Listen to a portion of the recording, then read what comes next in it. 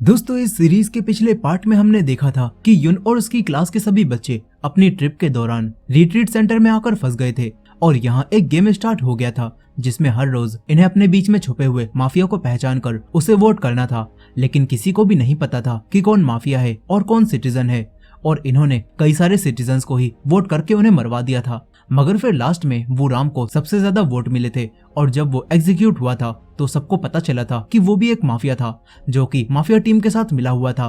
फिर यहाँ सभी स्टूडेंट्स तुरंत ही छुपने के लिए भाग गए थे ताकि उनके सो जाने के बाद दूसरे माफिया आकर उन्हें ना मार दें, क्योंकि इस गेम के रूल्स के हिसाब से सभी सिटीजन्स के सो जाने के बाद माफिया टीम को किसी एक सिटीजन को रोज रात में मारना होता है।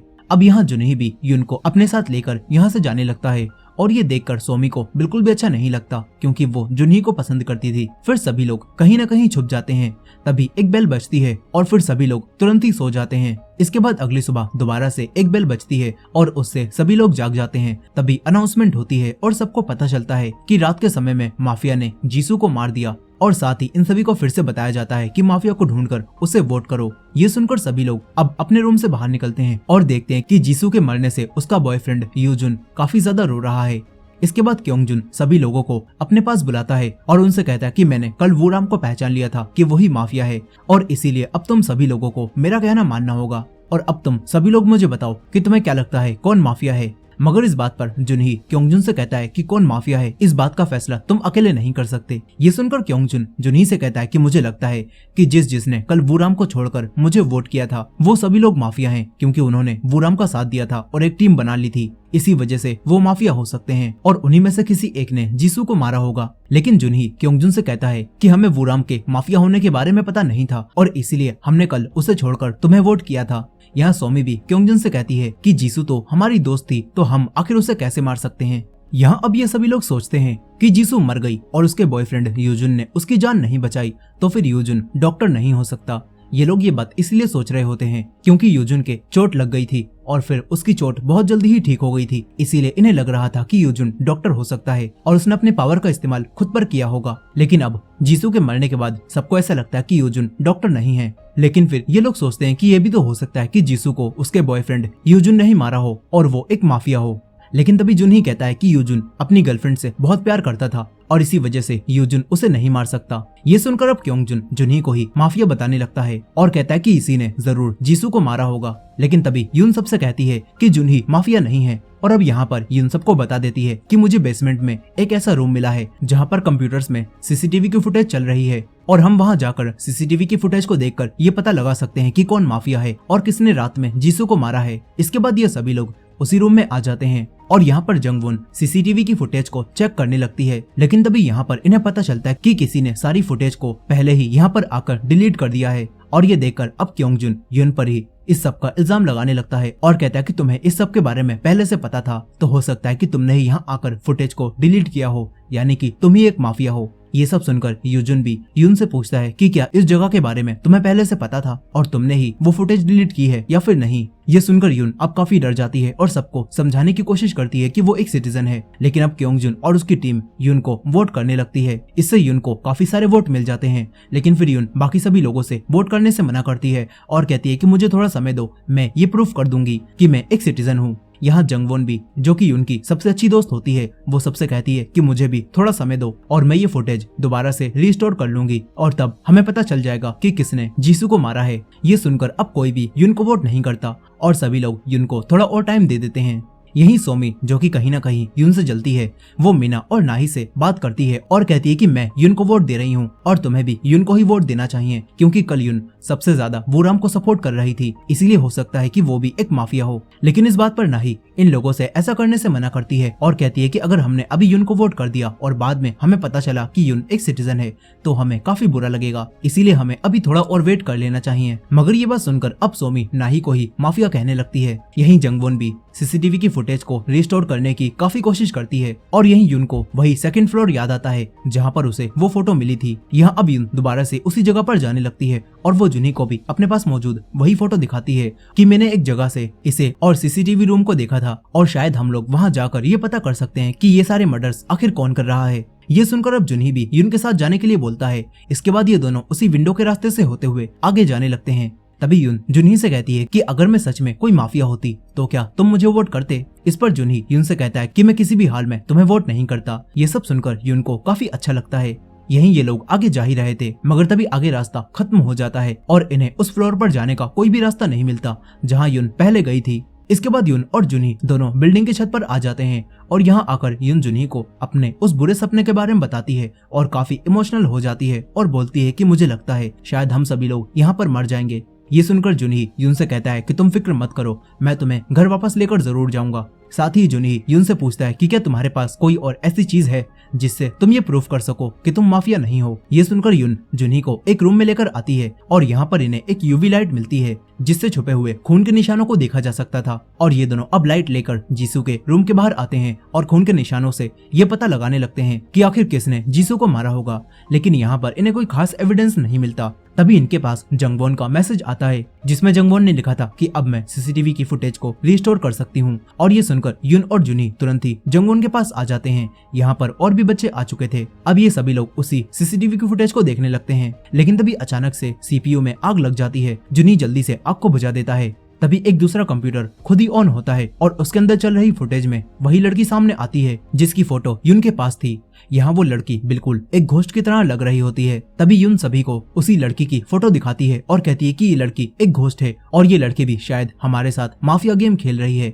लेकिन ये बात सुनकर क्योंगजुन यून की बातों पर हंसता है और उसकी बातों को झूठ बताता है। तभी जंगवॉन क्योंगजुन से कहती है कि ये सीसीटीवी की फुटेज असल में रियल टाइम की है और ये लड़की इस वक्त बिल्डिंग में मौजूद है। ये सुनकर यून भी क्योंगजुन से कहती है कि शायद अगर तुम इस गेम में जीत भी गए तो तब भी तुम यहाँ से बाहर नहीं निकल पाओगे और इसीलिए हमें जल्द से जल्द इस गेम को रोकने के लिए इस लड़की को पकड़ना होगा। ये सुनकर अब सभी लोग इसी जगह पर आ जाते हैं जहाँ की फुटेज में वो लड़की दिख रही थी। लेकिन यहाँ पर बहुत ढूंढने के बाद भी किसी को भी वो लड़की नहीं मिलती। फिर क्योंगजुन सबसे कहता है कि वोट देने का टाइम अब खत्म हो रहा है और तुम लोगों को अब वोट करना होगा। लेकिन तभी यहाँ पर जुनही सभी लोगों से कहता है कि मेरे पास एक तरीका है जिससे हम किसी को भी मरने से बचा सकते हैं। ये सुनकर क्योंगजुन जुनही से कहता है कि आखिर हम तुम्हारी बात क्यों माने, तुम्हारी वजह से हम पहले भी अपनी जान खतरे में डाल चुके हैं और कई लोगों ने तुम्हारी वजह से अपनी जान गंवा दी। यहाँ कुछ और लोग भी क्योंगजुन का साथ देते हैं और जुनही से यही बात कहते हैं। लेकिन जुनही इन्हें समझाता है और कहता है कि अगर हम किसी एक इंसान को मेजोरिटी में ना आने दें और दो इंसानों को बराबर वोट दें तो हो सकता है कि बराबर वोट मिलने की वजह से उनमें से कोई भी ना मरे। यहाँ जुनही इनसे कहता है कि हमारे पास टोटल जितने भी वोट हैं हम उसे यून के साथ आधे आधे बांट लेते हैं और किसी और इंसान को अब आधे वोट लेने होंगे। लेकिन ये सुनकर सोमी जुनही से कहती है कि आखिर आधे वोट हम किसे देंगे। ये सुनकर अब जुनही खुद ही अपनी जान खतरे में डालकर अपने आप को वोट करने के लिए बोलता है। फिर सभी लोग जुनही और यून को आधे आधे वोट दे देते हैं। इसके बाद वोटिंग खत्म होती है लेकिन अब कुछ भी नहीं होता और सभी लोग सोचते हैं कि इनका ये प्लान काम कर गया। लेकिन तभी दोबारा से एक अनाउंसमेंट होती है और इन्हें बताया जाता है कि जुनही और यून को अब सेम वोट मिले हैं और इस वजह से इनके बीच में दोबारा से वोटिंग होगी और अगर दोबारा से इन दोनों को सेम वोट मिले तो सभी लोगों को एक साथ एग्जीक्यूट कर दिया जाएगा, यानी कि मार दिया जाएगा। साथ ही इन्हें यहाँ पर वोट करने के लिए बस 5 मिनट का टाइम मिलता है और ये सुनकर सभी लोग पैनिक कर जाते हैं और किसी को समझ नहीं आता कि वो जुनही और यून में से आखिर किसे वोट करें। तभी सोमी जो कि यून को पसंद नहीं करती थी वो यून को वोट दे देती है और यून के पास मौजूद फोटो को फाड़ देती है और सबसे कहती है कि यून ने उस लड़की की घोस्ट वाली कहानी सिर्फ हमारा ध्यान भटकाने के लिए और टाइम वेस्ट करने के लिए बनाई थी, इसीलिए सभी लोग यून को वोट करो। ये सारी चीजें देखकर जुनही को अपने पुराने समय की वो बात याद आती है जहाँ पर जब वो अपने दोस्त को पानी में डूबने से नहीं बचा पाया था और उसका दोस्त उसके सामने ही मर गया था। यहाँ जुनही को ऐसा लग रहा होता है कि एक बार फिर से वो अपनी एक अच्छी दोस्त को गवा देगा और इसी वजह से अब जुनही उसे बचाने के लिए सबसे कहता है कि मैं असल में एक माफिया हूँ और मैंने तुमसे ये बात छुपाई थी और मैंने ही वो सीसीटीवी की फुटेज डिलीट की थी, इसीलिए सभी लोग मुझे वोट दो। ये सारी बातें सुनकर सभी लोगों को लगता है कि जुनही सच में एक माफिया है और सभी लोग जुनही को वोट करने लगते हैं। ये देखकर यून काफी दुखी होती है और सबसे कहती है कि जुन कोई माफिया नहीं है। लेकिन अब तभी जंगवॉन और कुछ बच्चे यून को पकड़कर यहाँ से ले जाते हैं क्योंकि अब सोने का टाइम होने वाला था और फिर माफिया टीम से कोई और आकर दोबारा से सिटीजन्स को एग्जीक्यूट करेगा। खैर अब यहीं पर सबसे ज्यादा वोट मिलने की वजह से जुनही एग्जीक्यूट होता है और उसकी आंखें भी वाइट हो जाती हैं। फिर जुनही पानी में कूदकर अपनी जान दे देता है। इसके बाद रात के समय में हम सोमी को देखते हैं जो कि कुल्हाड़ी लेकर किसी को मारने जा रही थी। तभी हमें कुछ समय पहले का सीन दिखाया जाता है और हमें पता चलता है कि जो लड़का पहाड़ से गिरकर मरा था उसे सोमी ने ही धक्का दिया था और साथ ही यहाँ हमें पता चलता है कि जीसू को भी सोमी ने ही मारा था, यानी कि सोमी एक माफिया है जो कि अब तक अपने आप को बचा रही थी और अब वो यून के पास जा रही है क्योंकि यून की वजह से जुनही मर गया और जुनही को सोमी पसंद करती थी, इसीलिए अब सोमी यून को मारने लगती है। फिर हमें गेम का सबसे पहले दिन का सीन दिखाया जाता है जहां सभी सिटीजन्स के सो जाने के बाद सारे माफिया उठ जाते हैं और फिर ये सारे माफिया लोग एक रूम में बैठे होते हैं। इन्हें पता चल चुका था कि ये सब माफिया हैं और बाकी सब सिटीजन। यहाँ माफिया टीम में हम सोमी, जुवोन और वुराम को देखते हैं। यहाँ जुवोन बाथरूम चला जाता है, तभी सोमी और बाकी माफिया के पास एक नोटिफिकेशन आती है और इन्हें पता चलता है कि इन सभी माफिया को मिलकर सुबह 6 बजे से पहले किसी एक सिटीजन को मारना होगा और अगर 6 बजे से पहले इन्होंने किसी भी एक सिटीजन को नहीं मारा तो इनमें से एक माफिया एग्जीक्यूट कर दिया जाएगा। सोमी ये चीज पढ़ ही रही थी कि तभी 6 बज जाते हैं और इन्हें बाथरूम से किसी की आवाज आती है। सोमी जल्दी से वहां जाती है और देखती है कि जुवोन अपना सर दीवार में मार रहा है। यहाँ माफिया टीम ने 6 बजे से पहले किसी भी एक सिटीजन को नहीं मारा था और इसी वजह से अब जुवोन जो कि माफिया है उसे एग्जीक्यूट कर दिया गया है। यहाँ जुवोन पॉजेस्ड होकर अपने सर में एक फायर एक्सटिंग्विशर मारता है जिससे उसकी यहीं पर डेथ हो जाती है और इससे हमें पता चलता है कि जुवोन को किसी ने भी नहीं मारा था बल्कि वो तो खुद ही मरा था। यहाँ सोमी ये देखकर काफी डर जाती है। उसे समझ आ जाता है कि अगर उन्हें यहाँ पर जिंदा रहना है तो उन्हें हर रात किसी न किसी को मारना होगा। फिर कहानी दोबारा से प्रेजेंट में आ जाती है जहां सोमी अब गुस्से में युन को मारने वाली थी, लेकिन तभी सोमी को एक नोटिफिकेशन मिलती है जिसमें लिखा होता है कि अगर माफिया को किसी को मारना है तो उसे पहले अपनी पूरी माफिया टीम को इस बात पर एग्री करना होगा और कोई माफिया अकेले सिटीजन को नहीं मार सकता। यहाँ ये बात जानकर सोमी युन को नहीं मारती। फिर इसके बाद अगले दिन सभी स्टूडेंट्स की जब आंख खुलती है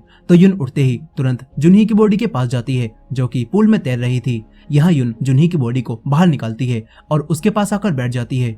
युन को काफी दुख हो रहा था। युन जुनही से कहती है कि काश मैं तुम्हें ये बात पहले बता देती कि मैं तुम्हें पसंद करती हूँ।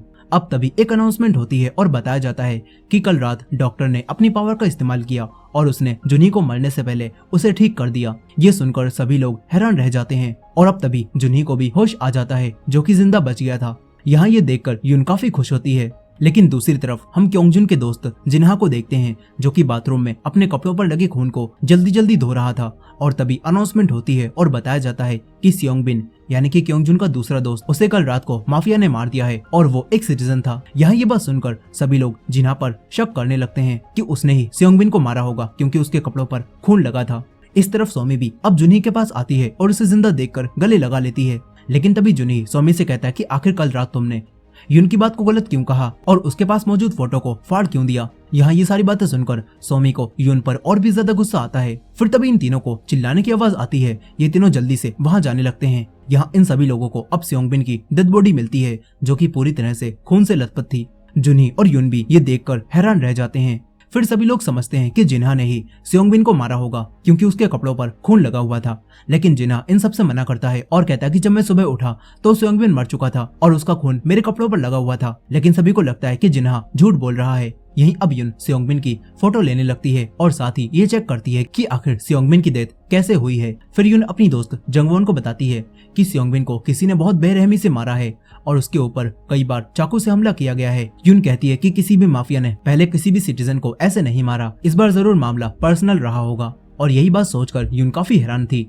वहीं दूसरी तरफ जिन्हा भी क्योंगजुन से कहता है कि मैंने सियोंगबिन को नहीं मारा और उसके मरने के बाद उसका खून मेरे कपड़ों पर कैसे लगा, इस बारे में भी मुझे कुछ नहीं पता। यहाँ जिन्हा क्योंगजुन से हेल्प मांगता है और कहता है कि तुम सभी के सामने कह देना कि मैं एक सिटीजन हूँ और मैं कोई माफिया नहीं हूँ। अब तभी इन सभी लोगों को दीवार पर एक नोट लिखा हुआ मिलता है जिसमें लिखा हुआ था कि जुनही एक सिटीजन है और इसमें लिखा होता है कि ये खबर पुलिस ने दी है, यानी कि अब पुलिस और डॉक्टर दोनों ही एक्शन में आ चुके हैं। और ये नोट देखकर सभी बच्चे जुनही से पूछते हैं कि क्या ये तुमने किया है। इस पर जुनही सबसे मना करता है। यहाँ जुनही भी अब सबको बता देता है कि मैं एक सिटीजन हूँ और मैंने कल रात को तुमसे झूठ बोला था कि मैं माफिया हूँ। लेकिन क्योंगजुन जुनही की बात पर यकीन नहीं करता और कहता है कि कल जब तुम मरे थे तो हमें ये नहीं बताया गया कि तुम सिटीजन हो या फिर माफिया, इसीलिए हम तुम्हारी बातों पर विश्वास नहीं कर सकते।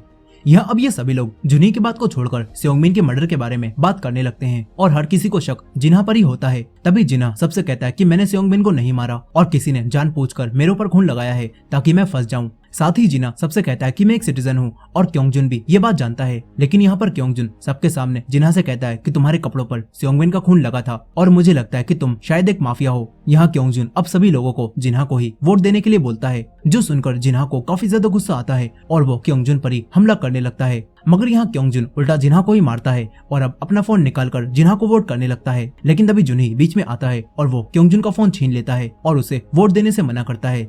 साथ ही जुनही सभी लोगों से कहता है कि हम लोग आज रात 11 बजे एक जगह इकट्ठा होंगे और तब ये फैसला करेंगे कि हमें किसे वोट देना है। ये सुनकर अब सभी लोग यहाँ से जाने लगते हैं। तभी जिना एक बार फिर से सबसे कहता है कि मैंने किसी को नहीं मारा, और इस पर यून भी सभी से कहती है कि मुझे लगता है कि जिना ने सेयोंगबिन को नहीं मारा होगा, वरना वो सेयोंगबिन का खून अपने कपड़ों पर नहीं लगने देता। इसी बात पर मीना नाम की लड़की भी यून से कहती है कि मुझे तो लगता है वो क्योंगजुन ही जरूर एक माफिया होगा। वहीं दूसरी तरफ जुनही भी सोमी से कहता है कि तुम मेरी वजह से यून को परेशान करना बंद कर दो, लेकिन ये सुनकर सोमी को गुस्सा आ जाता है और वो जुनही से कहती है कि मैं तुम्हारी हमेशा इतनी मदद करती हूँ, लेकिन अगर तुम ऐसी हरकतें करोगे तो मैं तुम्हें माफिया समझने लगूंगी। इस बात पर जुनही सोमी से कहता है कि तुम मुझे चाहे जो भी समझो, मुझे कोई भी फर्क नहीं पड़ता। इतना बोलकर जुनही यहाँ से चला जाता है। फिर इसके बाद जुनही यून और बाकी सभी के साथ मिलकर जब खाना खा रहा था तो तभी ने यहाँ पर अलमारी में वूराम का कैमरा दिखाई देता है। जुनही उस कैमरे को निकालता है और यून को पहाड़ से दिखे उन्हीं दोनों इंसानों की वीडियो को दिखाता है, जिसमें वो दोनों इंसान बिल्कुल भी मूव नहीं कर रहे थे। यहाँ यून उस कैमरे में बाकी फोटोज को भी देखती है, लेकिन उन सभी फोटोज में हर किसी का फेस ब्लर आया होता है, जो देखकर यून को वही फोटो याद आती है जिसमें एक लड़की को छोड़कर बाकी सभी का फेस ब्लर था। इस तरफ जिन्हा ये याद करने की कोशिश करता है कि किसने उसे और सेयोंगबिन को छुपते हुए देखा था। तभी उसे याद आता है कि जब क्योंगजुन कैंटीन में छुप रहा था तो उसने उन दोनों को वहां आने से मना कर दिया था, और तभी जिन्हा सेयोंगबिन के साथ दूसरे रूम में छुप गया था। यहाँ क्योंगजुन ने उन्हें वहां छुपते हुए देख लिया था, और इस बात से अब जिन्हा को लगता है कि कहीं क्योंगजुन ने ही तो सेयोंगबिन को नहीं मारा। वहीं दूसरी तरफ यून अब वूराम के कैमरे की फोटो से कुछ पता लगाने की कोशिश कर रही थी, लेकिन तभी उसे ऐसा लगता है कि उसकी टेबल के नीचे कोई तो है। यून नीचे देखती है और उसे अचानक से कुछ दिखाई देकर गायब हो जाता है।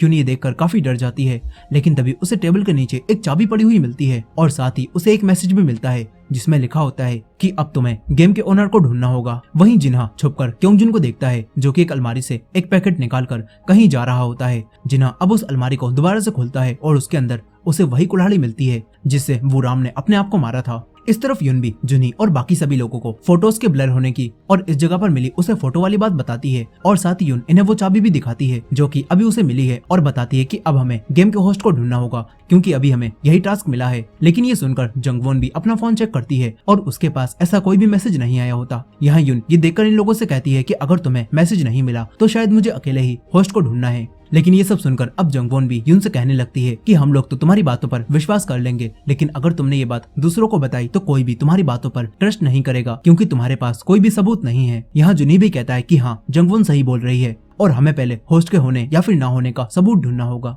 इस तरफ यूजुन अपनी गर्लफ्रेंड जीसू की फोटो देखकर काफी ज्यादा रो रहा था। तभी उसे क्योंगजुन और उसके पीछे जाता हुआ जिन्हा दिखाई देता है जिसने अपने साथ वही कुल्हाड़ी ले रखी थी, और ये देखकर यूजुन भी अब इनका पीछा करने लगता है। यहाँ क्योंगजुन एक पुराने रूम में जाता है और तभी जिन्हा भी उसके पीछे रूम में आने लगता है, लेकिन तभी क्योंगजुन उसे देख लेता है और उस पर हमला कर देता है। लेकिन तभी जिन्हा क्योंगजुन के उसी पैकेट में क्योंगजुन की खून में सनी हुई जैकेट को देखता है और समझ जाता है कि क्योंगजुन ने ही जरूर सेयोंगबिन को मारा होगा। लेकिन क्योंगजुन जिन्हा से कहता है कि मैंने किसी को नहीं मारा और किसी ने तुम्हारी तरह ही मुझे भी फंसाने के लिए ऐसा किया था। यहाँ पर ये दोनों अब आपस में ही लड़ाई करने लगते हैं और यूजुन इन दोनों को रिकॉर्ड करने लगता है, लेकिन तभी उसके पास का सामान गिर जाता है और ये दोनों यूजुन को देख लेते हैं और उसे पकड़ने लगते हैं। तभी यूजुन समझता है कि इन्होंने ही जीसू को मारा है, इसीलिए वो चिल्लाकर और लोगों को भी यहाँ बुलाने लगता है। ये देखकर जिन्हा यूजुन को चुप कराता है, लेकिन यूजुन जिन्हा के हाथ पर काटता है और यहाँ से भागने की कोशिश करता है, मगर तभी क्योंगजुन उसे धक्का देता है जिस वजह से यूजुन का सर एक पत्थर पर गिरता है और उसका सर घायल हो जाता है। ये देखकर क्योंगजुन समझ जाता है कि अब इन लोगों को यूजुन को मारना ही होगा, इसीलिए अब क्योंगजुन एक पत्थर उठाकर यूजुन के सर में मारने लगता है और साथ ही वो जिन्हा को भी यूजुन को मारने के लिए बोलता है। इसके बाद जिन्हा भी यूजुन के सर में पत्थर मारने लगता है और फिर ये लोग यहाँ से चले जाते हैं। लेकिन यहाँ पर अभी यूजुन जिंदा होता है और अब हमें फिर से पास्ट का वही सीन दिखाया जाता है जब यूजुन को पता चला था कि वो कौन है, और यहाँ हम देखते हैं कि यूजुन को इस गेम में डॉक्टर के रूप में चुना गया था और वो अपनी हीलिंग पावर से किसी को भी जिंदा कर सकता था, लेकिन वो अपनी पावर को 48 घंटों में यानी कि 2 दिन में सिर्फ एक बार यूज कर सकता था। साथ ही हमें पता चलता है कि पहले दिन जब सारे बच्चे यहाँ से भाग रहे थे और जब 2 स्टूडेंट्स एक दूसरे को मार रहे थे तो तब यूजुन ने डरकर अपने ऊपर ही अपनी पावर का यूज कर लिया था जिससे वो ठीक हो गया था। लेकिन फिर जब जीसू मरी और उसने जब ये देखा तो उसने जीसू को भी जिंदा करने की कोशिश की थी, मगर उसे अपनी पावर को यूज करे हुए 2 दिन नहीं हुए थे, इसी वजह से वो जीसू को ठीक नहीं कर पाया था। फिर इसके बाद जब यूजुन ने देखा था कि जुनही यून को बचाने के लिए सबसे कह रहा है कि वो माफिया है, तो यूजुन समझ गया था कि जुनही झूठ बोल रहा है और इसीलिए यूजुन ने अपनी पावर्स का यूज करके जुनही को ठीक कर दिया था। अब कहानी वापस प्रेजेंट में आती है और यहाँ यूजुन को अपनी पावर यूज करे हुए 48 घंटे नहीं हुए थे, इसी वजह से वो खुद को ठीक नहीं कर पाता। और कुछ समय बाद जुनही और यून को अनाउंसमेंट से पता चलता है कि यूजुन मर चुका है और वो एक डॉक्टर था। ये बात जानकर यून काफी हैरान रह जाती है। इसके बाद ये सभी लोग यूजुन की बॉडी के पास आते हैं और यहाँ सभी लोगों को यूजुन की बॉडी को देखकर ऐसा लगता है कि वो पत्थर पर गिरकर मर गया, लेकिन तभी यून सबसे कहती है कि ये एक मर्डर है, क्योंकि यूजुन के सर के नीचे ही नहीं बल्कि सर के ऊपर भी चोट लगी हुई है और इसे जानबूझकर किसी ने पत्थर से मारा है। यहाँ यून अब इस जगह की भी फोटो लेने लगती है और कोई एविडेंस ढूंढने की कोशिश करती है और यून को किसी के जूते का टूटा हुआ हिस्सा मिलता है और कुछ खून लगे हुए पत्थर मिलते हैं। फिर कुछ समय बाद सभी लोगों को दीवार पर लगा हुआ एक और मैसेज मिलता है जिसमें लिखा होता है कि जुनी और दाबम दोनों ही माफिया हैं और ये मैसेज भी पुलिस का होता है। ये देखकर अब सभी लोग जुनी और दाबम को माफिया समझते हैं, लेकिन तभी मीना कहती है कि जब पुलिस ने पहले जुनी को सिटीजन बताया था तो अब जुनी माफिया कैसे हो सकता है। और ये सुनकर यून भी सबसे कहती है कि जरूर ये काम उसी इंसान ने किया होगा जिसने अभी अभी यूजुन को मारा है और अब वो इसका इल्जाम जुनी और दाबम पर लगा रहा है। लेकिन ये सुनकर अब क्योंगजुन उस मैसेज को फाड़ देता है और कहता है कि जो भी पुलिस है वो खुद सामने आ जाओ और सब कुछ सच बता दो। यहाँ अब क्योंगजुन सबके फोन चेक करने के लिए बोलता है ताकि ये पता लग जाए कि कौन पुलिस है, लेकिन यहाँ यून उसे ऐसा करने से मना करती है और कहती है कि मुझे पता चल गया है कि यूजुन को किसने मारा है। इसके बाद यून सभी को यूजुन की बॉडी के पास से मिले हुए उसी जूते के फुटप्रिंट और उसके टूटे हुए हिस्से को दिखाती है और कहती है कि ये यूजुन को मारने वाले के ही हैं। ये सुनकर अब जुनही उस टूटे हुए हिस्से को देखता है और बताता है कि ये तो बास्केटबॉल के जूतों में लगा होता है और अब सभी लोग क्योंगजुन और जिन्हा पर ही शक करने लगते हैं क्योंकि वही लोग बास्केटबॉल खेलते थे। फिर ये सब इन दोनों के जूते चेक करते हैं और इन्हें पता चल जाता है कि वो टूटा हुआ हिस्सा जिन्हा के जूते का है और साथ ही इन्हें जिन्हा के हाथ पर यूजुन का काटने का निशान भी दिखाई देता है और इसीलिए अब सभी लोग जिन्हा को यूजुन का किलर मानने लगते हैं। लेकिन तभी जिन्हा सबसे कहता है कि ये मैंने अकेले नहीं किया बल्कि क्योंगजुन ने भी उसे मारा था। मगर क्योंगजुन जिन्हा से कहता है कि इन लोगों को अब तुम्हारे खिलाफ सबूत मिल चुका है और कहता है कि इन लोगों को खून में सने हुए वो पत्थर भी मिल चुके हैं जिनसे तुमने यूजुन को मारा था। लेकिन ये सुनकर जंगवुन और यून हैरान रह जाती हैं और कहती हैं कि उस पत्थर के बारे में तो हम दोनों ने अभी तक किसी को भी नहीं बताया, तो तुम्हें उन पत्थरों के बारे में आखिर कैसे पता चला। और इस बात पर क्योंगजुन कुछ भी नहीं बोलता और बात को भटकाने के लिए अब वो जिन्हा को पीटने लगता है। यहाँ जुनी उसे ऐसा करने से रोकने की कोशिश करता है, लेकिन अब क्योंगजुन उसे भी मारने लगता है। तभी यून बीच में आती है, मगर अब क्योंगजुन यून को भी धक्का दे देता है, जो देखकर जुनी को अब काफी गुस्सा आता है और जुनी अब क्योंगजुन को पीटने लगता है। सभी लोग इन्हें रोकने की कोशिश करते हैं और तभी जिन्हा के पास से एक मारकर जमीन पर गिर जाता है और ये देखकर क्योंगजुन जिन्हा से कहता है कि तुम ही वो थे जो कि पुलिस बनकर दीवार पर मैसेज लिख रहे थे और अब तो साफ जाहिर है कि तुम ही माफिया हो। यहाँ जिन्हा फिर से मना करता है और कहता है कि ये मारकर मेरा नहीं है। लेकिन अब तभी क्योंगजुन सभी लोगों से जिन्हा को वोट देने के लिए बोलता है, मगर जुनी किसी को भी वोट देने से मना करता है और कहता है कि हम लोग 11 बजे ही वोट देंगे। इसके बाद ये सभी लोग मिलकर क्योंगजुन और जिन्हा को अलग अलग रूम में बंद कर देते हैं और साथ ही उनके फोन भी अपने पास ही रख लेते हैं ताकि वो दोनों किसी और को वोट न दे पाए। यही जिन्हा बार बार इन लोगों से कहता है कि मैं माफिया नहीं हूँ। फिर इसके बाद यून जुन्ही के चोट पर दवाई लगाती है और तभी यहाँ पर उसे एक छोटी स्टिक दिखाई देती है और उसे पता चल जाता है कि इसी चीज से सबसे पहला मैसेज पुलिस ने लिखा था और वो पहला मैसेज पुलिस की तरफ से ही था। फिर इसके बाद रात होने पर ये सभी लोग एक मीटिंग करते हैं और क्योंगजुन और जिन्हा में से किसे वोट दें ये डिसाइड करने लगते हैं। फिर ये सभी लोग आपस में मिलकर ये फैसला करते हैं कि माफिया कौन हो सकता है। फिर काफी सोचने के बाद ये लोग क्योंगजुन और जिन्हा में से किसे वोट देना है ये फैसला कर लेते हैं। इसके बाद जुनी सभी लोगों से कहता है कि सभी लोग अपने अपने वोट देकर छुप जाओ और मैं क्योंगजुन और जिन्हा को उनके फोन वापस देने चला जाऊंगा। यहाँ जुनी इसलिए ये सब बोल रहा था ताकि जिसे ज्यादा वोट मिले हों वो किसी को मारने की कोशिश ना करे। इसके बाद सभी लोग वोट देकर छुपने लगते हैं। यहाँ जुनी जिन्हा को उसका फोन देने जाता है। जिन्हा फोन को देखता है और उसे पता चलता है कि सभी लोगों ने उसे ही वोट दिया है और ये देखकर जिन्हा रोने लगता है। वो जुनी से कहता है कि मैं माफिया नहीं हूँ और मैं एक सिटीजन हूँ, मुझे बचा लो। लेकिन जुनी जिन्हा से कहता है कि यूजुन को मारने की ये तुम्हारी सजा है और इतना बोलकर जुनी यहाँ से चला जाता है। लेकिन कहीं न कहीं जुनी को भी ये सब करके बुरा लग रहा होता है।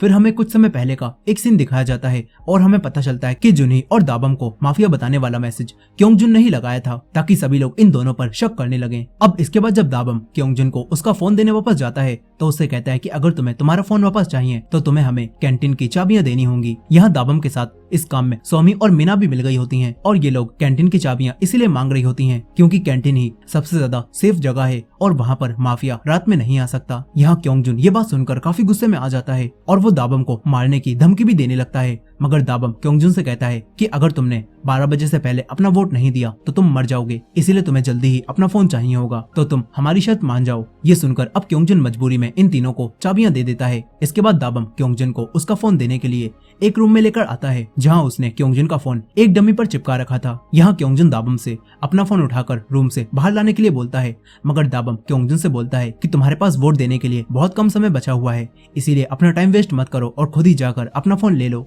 ये सुनकर अब क्योंगजुन खुद ही अपना फोन लेने के लिए रूम के अंदर आता है और जल्दी से वोट करने लगता है। तभी दाबम क्योंगजुन को उसी रूम में बंद कर देता है और ये देखकर क्योंगजन को काफी गुस्सा आता है और क्योंगजन दाबम को मारने की धमकियां देने लगता है। इसके बाद अनाउंसमेंट होती है और सभी को बताया जाता है कि जिन्हा को सबसे ज्यादा वोट मिले हैं और इसी वजह से उसे एग्जीक्यूट किया जा रहा है। फिर जिन्हा पॉजेस्ड होकर बिल्डिंग से कूदकर खुद को मार लेता है। अब दोबारा से अनाउंसमेंट होती है और बताया जाता है कि जिन्हा एक सिटीजन था जो कि मर गया। ये सुनकर अब सभी लोग हैरान रह जाते हैं क्योंकि इन लोगों ने दोबारा से किसी को माफिया समझकर एक सिटीजन को मरवा दिया और क्योंगजन भी ये बात जानकर हैरान रह गया था। फिर हमें कुछ समय पहले का एक सीन दिखाया जाता है जहां हमें पता चलता है कि क्योंगजन की जैकेट और वो कुल्हाड़ी क्योंगजन के पास किसी और ने ही रखी थी और क्योंगजन ने भी कोई खून नहीं किया था बल्कि माफिया इन दोनों को ही फंसाना चाहता था। अब कहानी वापस प्रेजेंट में आती है जहां पर जुनी बिल्डिंग की छत पर जाकर छुप जाता है ताकि माफिया उसे न ढूंढ पाए। यहीं अब क्योंगजन के पास दाबम आता है और उससे कहता है कि तुमने मुझे बहुत मारा है और अब मैं तुमसे बदला लूंगा। ये बोलकर दाबम क्योंगजन के सामने हंसता है और हमें पता चलता है कि दाबम भी असल में एक माफिया है और वो भी माफिया टीम के साथ शुरू से ही मिला हुआ था। और अब क्योंकि कुछ समय बाद सारे सिटीजन सो जाएंगे और सिर्फ माफिया ही बचेंगे तो दाबम अब क्योंगजन को भी मार सकता है। ये सारी बातें जानकर क्योंगजन को काफी गुस्सा आता है और वो दाबम पर हमला करता है और उसे पीटने लगता है। यहाँ क्योंगजन दाबम का गला दबाकर मारने लगता है मगर तभी एक बेल बजती है और सारे सिटीजन एक ही बार में सो जाते हैं। ये देखकर दाबम काफी खुश होता है लेकिन यहाँ पर क्योंगजन फिर से दोबारा से उठता है और खड़ा हो जाता है जो देखकर दाबम पूरी तरह से डर जाता है। लेकिन क्योंगजन ज्यादा देर तक होश में नहीं रह पाता और दोबारा से सो जाता है। इसके बाद दाबम क्योंगजन के पास आकर उससे बोलता है कि मैंने पढ़ा है कि किसी इंसान के मरने के थोड़ी देर बाद भी उसकी सुनने की शक्ति जिंदा रहती है और मैं चाहता हूँ कि तुम मरते समय मेरे बारे में सोचो। ये बोलकर दाबम क्योंगजन के हेडफोन लगा देता है और उसे मारने की तैयारी करने लगता है। अब हमें डे 1 का वही सीन दिखाया जाता है जब क्योंगजन और उसके दोस्त दाबम और जुवॉन को बुली कर रहे थे।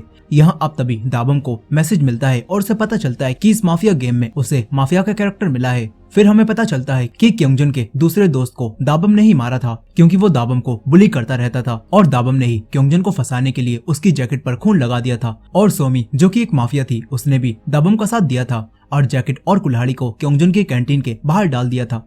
यहाँ अब प्रेजेंट टाइम में दाबम क्योंगजन को मार देता है। फिर अगले दिन बेल बजती है और सभी लोग नींद से जाग जाते हैं। तभी अनाउंसमेंट होती है और बताया जाता है कि क्योंगजन को कल रात माफिया ने एग्जीक्यूट कर दिया और क्योंगजन एक सिटीजन था। यहाँ ये सभी लोग जिन्हा और क्योंगजन को एक साथ मरा देखकर हैरान रह जाते हैं क्योंकि सभी लोग इन्हें माफिया समझते थे लेकिन ये दोनों तो सिटीजन निकले। यहाँ यून सबसे कहती है कि हमें अब सबसे पहले इन दोनों की बॉडीज को फ्रीजर रूम में रखना होगा मगर ये सुनकर अब कोई भी इस काम को करने के लिए राजी नहीं होता और सब यहाँ से जाने लगते हैं। फिर जुनी, जंगवॉन और यून को ही ये काम करना पड़ता है। यही दाबम अपने दोस्तों के सामने सिटीजन बनने की एक्टिंग करता है और उनसे कहता है कि क्योंगजन और जिन्हा दोनों ही यून से जलते थे और मुझे तो ऐसा लगता है कि यून ने ही उन्हें मारा होगा और यून एक माफिया है। इसी वजह से शायद वो हर एक बॉडी को फ्रीजर रूम में रखने के लिए बोलती रहती है ताकि वो सबूतों को मिटा पाए। मगर यहाँ दाबम के दोस्त उसकी बात पर ज्यादा गौर नहीं करते। इस तरफ नाही मीना और सोमी से पूछती है कि तुम लोग आज किसे वोट करोगी। इस पर सोमी इन दोनों से कहती है कि मैं तो यून को ही वोट करूंगी क्योंकि वो हमेशा ही गलत बातों से हमारा ध्यान भटकाती रहती है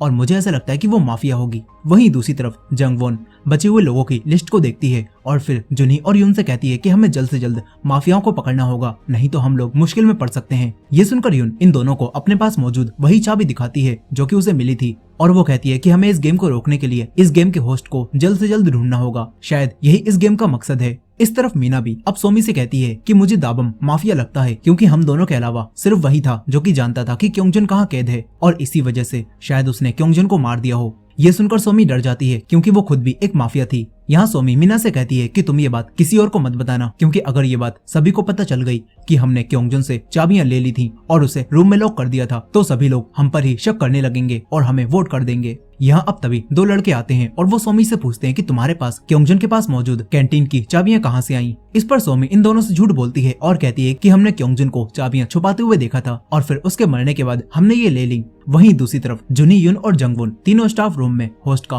कोई क्लू ढूंढने की कोशिश करते हैं। तभी जंगवॉन को एक अलमारी मिलती है जिसके अंदर लॉक लगा हुआ था जो देखकर यून उसी चाबी से लॉक खोलने की कोशिश करती है मगर अलमारी का लॉक उससे नहीं खुलता। अब इसके बाद ये लोग किसी और क्लू को ढूंढने लगते हैं। तभी जुनी को एक स्टोर रूम में क्योंगजन का फोन मिल जाता है। यहीं जुनी को याद आता है कि क्योंगजन को जब बंद किया जा रहा था तो तब उसने अपना फोन दाबम को दिया था और दाबम को ही उसे उसका फोन लौटाना था। इससे अब जुनी को भी दाबम पर शक हो जाता है। इस तरफ यून को भी एक अलमारी में छोटा सा बॉक्स दिखाई देता है जिसके अंदर लॉक लगा हुआ था। यून अपनी चाबी से लॉक खोलने की कोशिश करती है और उस चाबी से इस बॉक्स का लॉक खुल जाता है और इस बॉक्स के अंदर यून को अपने पूरे स्कूल के बच्चों की एक फोटो मिलती है जिसके अंदर सभी के मुंह साफ थे और ये फोटो बिल्कुल वैसी ही होती है जैसे कि यून को दूसरी क्लास की मिली थी। यहाँ अब तभी यून के फोन में एक मैसेज आता है और उसे पता चलता है कि इस गेम की होस्ट का नाम सेओन है। यहाँ जैसे ही यून सेओन का नाम पढ़ती है तो तभी पूरी बिल्डिंग्स की लाइट्स ब्लिंक होने लगती हैं और बाकी सभी लोगों को भी अपने फोन में यही मैसेज मिलता है और सभी को पता चलता है कि इस गेम की होस्ट सेओन है। सभी लोग ये बात जानकर हैरान रह जाते हैं। फिर हमें यून और जुनही के साथ सेओन नाम की उसी लड़की के कुछ सीन दिखाए जाते हैं, मगर ये सेओन कौन है ये अभी कुछ भी क्लियर नहीं होता। अब इसके बाद सभी लोग एक साथ बैठकर सेओन के बारे में बात करने लगते हैं और सोचते हैं कि जब सेओन ने सुसाइड कर लिया था तो वो इस गेम की होस्ट कैसे हो सकती है। यहाँ सोमी भी एक बार फिर से यून पर ही ब्लेम करती है और कहती है कि सेओन तुम्हारी अच्छी दोस्त थी तो हो सकता है कि तुम्ही ने उसके साथ मिलकर ये सब प्लान किया हो, और इस पर यून सोमी से कुछ भी नहीं बोलती। यही मीना भी सबसे कहती है कि जब सेओन ने खुद ही सुसाइड किया था तो वो हमारे साथ ऐसा क्यों कर रही है। तभी जंगवोन सबसे कहती है कि मुझे लगता है शायद सेओन ने सुसाइड ना किया हो बल्कि उसका किसी ने मर्डर किया हो। और ये सुनकर एक लड़का भी सबसे कहता है कि मैंने सुना था कि सेओन को उस जगह से किसी ने धक्का दिया था और शायद इस सब के पीछे असली माफिया का हाथ था। यहाँ ये सारी बातें सुनने के बाद यून सबसे कहती है कि मुझे लगता है सेओन हमें ये गेम इसलिए खिला रही है क्योंकि वो शायद हमें ये बताना चाहती है कि उसका मर्डर हुआ था और उसे मारने वाला हम में से ही कोई एक है। यहाँ अब ये सभी लोग सोचते हैं कि आखिर सेओन को किसने मारा होगा और सेओन हमें सजा क्यों दे रही है। फिर कुछ समय बाद नाही सोमी से बात करती है और नाही सोमी से कहती है कि हमें सेओन के साथ वो सारा मजाक नहीं करना चाहिए था और शायद हमारे उस मजाक की वजह से ही सेओन की जान गई थी। यहाँ नाही सोमी से बोलती है कि हमें इस बारे में अब सबको बता देना चाहिए, लेकिन सोमी उसे ऐसा करने से मना कर देती है और बोलती है कि हमने अगर ऐसा किया तो सभी लोग हमें वोट करके यहाँ मार देंगे।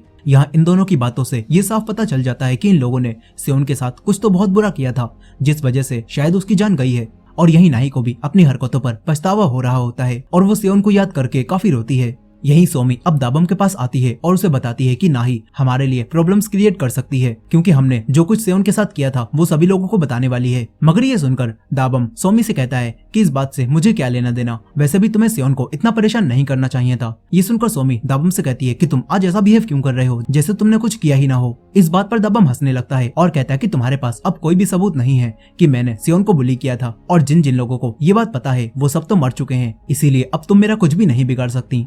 यहाँ हमें दाबम की बातों से साफ पता चल जाता है कि दाबम ने भी सोमी के साथ मिलकर सेओन के साथ कुछ तो बुरा किया था और अब वो उन सारी चीजों से पीछे हट रहा है और सारा इल्जाम सोमी पर ही डाल रहा है।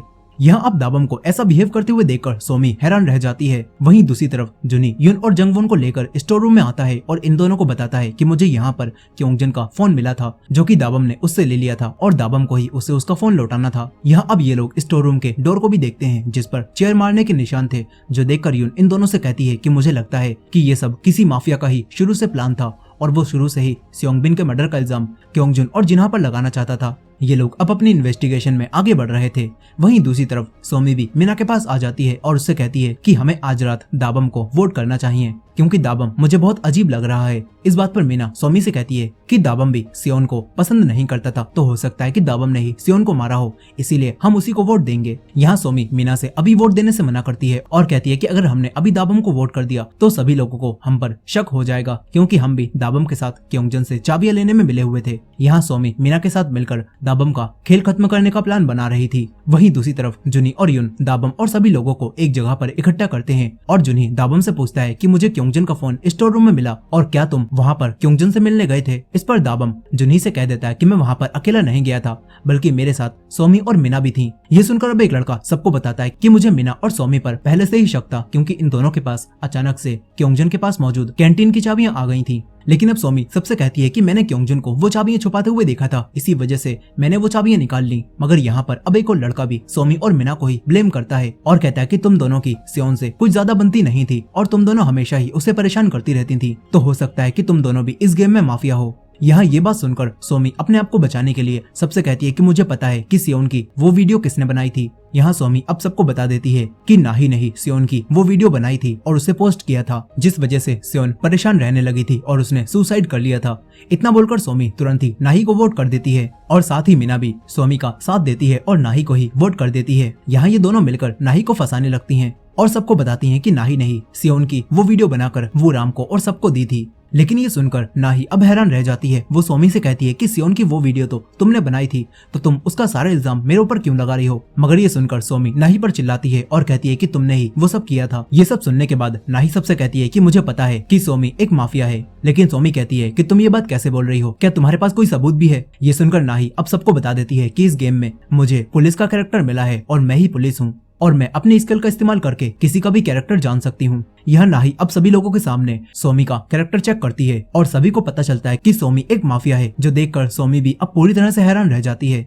यहाँ अब तुरंत ही दाबम और मीना भी अपनी गलतियां सोमी के ऊपर डालते हैं ताकि वो खुद को बचा सकें और फिर सभी लोग सोमी को ही क्योंगजन का किलर समझते हैं और सभी लोग सोमी को वोट करने लगते हैं। यहाँ सोमी सभी लोगों से माफी मांगती है और उनसे वोट करने से मना करती है, मगर अब कोई भी उसकी बात नहीं सुनता और सभी उसे वोट करने लगते हैं। साथ ही जुनही भी उसे ही वोट करता है, जो देखकर सोमी अब सभी लोगों को ये भी बताने लगती है कि दाबम भी एक माफिया है। लेकिन तभी अचानक से उसके मुंह से खून निकलने लगता है और फिर अनाउंसमेंट होती है और बताया जाता है कि कोई भी माफिया दूसरे माफिया का नाम सिटीजन्स को नहीं बता सकता। यहाँ अब सभी लोग सोमी को वोट देने के बाद छुपने जाने लगते हैं ताकि कोई और माफिया आकर रात में इन्हें ना मार दे।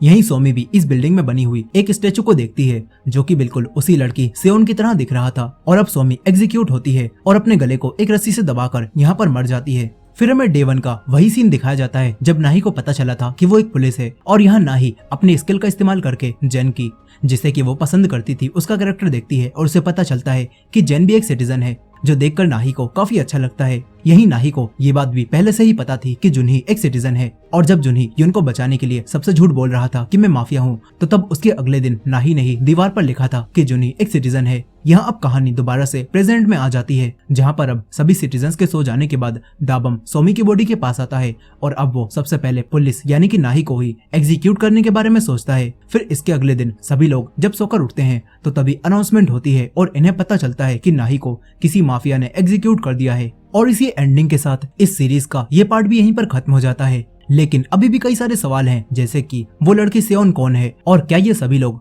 असली माफियाओं को पकड़ पाएंगे या फिर नहीं, और अभी कितने और माफिया हैं जो कि इनके बीच में छुपकर काम कर रहे हैं, और आखिर इस गेम में आखिर तक कौन सर्वाइव करेगा। इन्हीं सारे सवालों के जवाब हमें इसके नेक्स्ट पार्ट में मिलेंगे, तो इसके नेक्स्ट पार्ट को देखना मत भूलेगा। और ये वीडियो पसंद आई हो तो वीडियो को लाइक करके हमारे चैनल को सब्सक्राइब करना भी मत भूलेगा। मिलते हैं नेक्स्ट पार्ट में।